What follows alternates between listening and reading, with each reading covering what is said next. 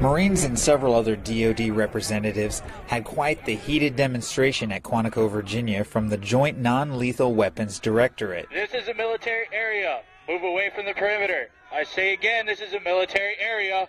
Move away from the perimeter. Their new active denial system boasts a reach far beyond any other non-lethal system. Well, it's a versatile system, and it has a range of non-lethal capability that we can't even come close to with any of our fielded systems today that are in our military forces. About 7 football fields to give it some perspective.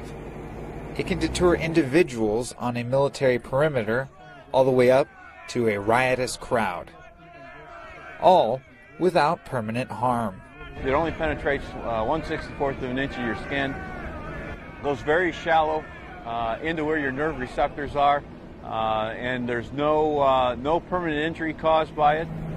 Very safe system. We built in some safety margins and training for the operators. They even let any of the guests volunteer to test out its effectiveness and safety, including the Assistant Commandant of the Marine Corps, Sergeant Major of the Marine Corps, and Assistant Secretary of the Navy.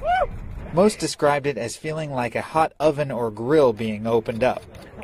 It is something that, once again, probably the safest system that we've developed as far as the non-lethal capability.